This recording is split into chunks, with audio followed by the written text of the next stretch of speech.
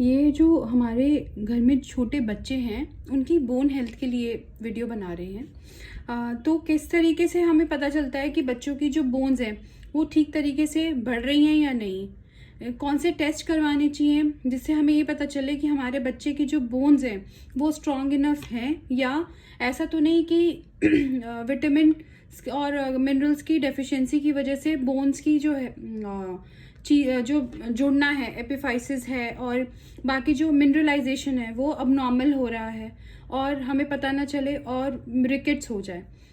Rickets का मतलब vitamin D, calcium और फास्फोरस तीनों की कमी की वजह से बच्चे की मिनरलाइजेशन ऑफ बोन सही से ना हो पाने को हम रिकेट्स कहते हैं। अब रिकेट्स एक्सरे में आप ज़्यादातर देखेंगे कि जब अगर एक्सरे में दिखेगा तो बच्चों की टांग में झुलाव दिखेगा, ऐसे झुकाव जैसा, जैसे बो लेग, इस तरीके से।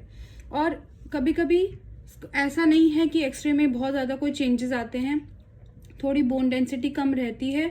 उसके अलावा बच्चा आपको थकान बताएगा और चिड़चिड़ापन होगा, दर्द बताएगा, पैरों में दर्द बताएगा। तो इन चीज़ों को नज़रअंदाज नहीं करना है ये सोच के कि सीजनल है, फ्लू हुआ था, कोविड के बाद से ऐसा हो गया, ये सब नहीं सोचना है। सिर्फ 4-5 टेस्ट हैं जो आपको करवाने हैं जिससे आपको अपने बच्चे की बोन हेल्थ पता चल जाती है। First is vitamin D, second is calcium, third is phosphorus और चौथा है ALP, अल्कलाइन फॉस्फेटेज।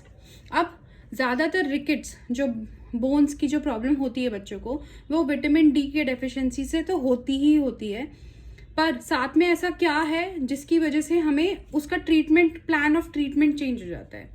जैसे रिकेट्स भी 2 प्रकार के हैं, एक है फॉस्फोपिनिक रिकेट्स और एक है कैल्सोपिनिक रिकेट्स। अब इसमें रोल आता है अल्कलाइन फॉस्फेटेज का। विटामिन डी की कमी अगर आई है तो आप बाकी 3 टेस्ट भी ज़रूर करवाएं। एक तो आप कैल्शियम करवाएं, एक आप फॉस्फोरस करवाएं और साथ में ALP करवाएं।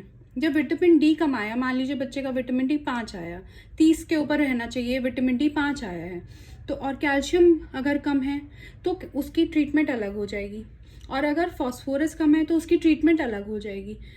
और साथ में ALP, अगर कैल्शियम कम है तो ALP 400 से 800 की रेंज में रहेगा, पर अगर कभी कभी क्या होता है, फॉस्फोरस कम है तो ALP 400 से 800 की रेंज में रहेगा, पर कैल्शियम की कमी होते ही ALP 2000 तक पहुंच जाता है।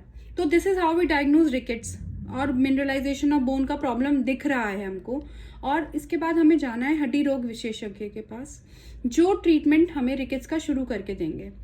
अपने आप गूगल से पढ़ के रिकेट्स की ट्रीटमेंट नहीं करी जा सकती, और इसमें कभी कभी ऐसा भी होता है कि बच्चे को हमें कंटिन्यूसली कैल्शियम या vitamin D regular dose, regular injections या फिर कुछ इस तरीके की ट्रीटमेंट प्लान है जो कि घर पे संभव नहीं है। ऐसा नहीं हो सकता कि आपने विटामिन डी बस वो जो ऑनलाइन हम सब देखते ही हैं वो लिया और हफ्ते में एक बार ले लिया, जैसे कि एडल्ट डोज चल रही थी।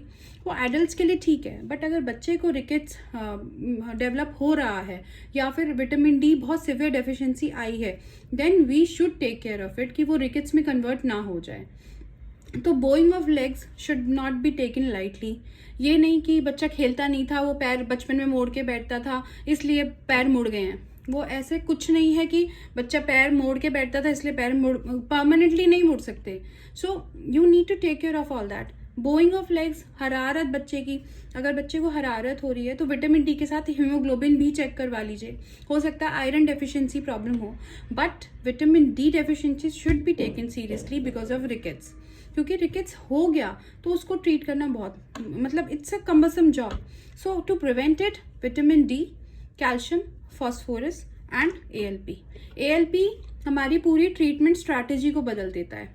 तो सिर्फ कैल्शियम, फॉस्फोरस और विटामिन डी ना करवाएं, साथ में एक ALP करवा लीजिए, and that will change the whole scenario of the ricket. Phosphopenic है, कैल्सोपिनिक है, ये उसी से पता चल रहा है। क्योंकि so rickets should be taken very seriously, साथ में iron deficiency should be taken very seriously. बच्चा अगर कह रहा है कि मैं थक रहा हूँ, take it seriously because it is serious.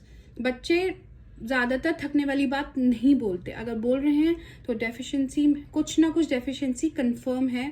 बुखार नहीं है तो हाँ, अगर बुखार है तो डेफिनेटली वो तो फिर सिम्टोमेटिक है, फ्लू, अंडर फ्लू है या सीजनल फ्लू है।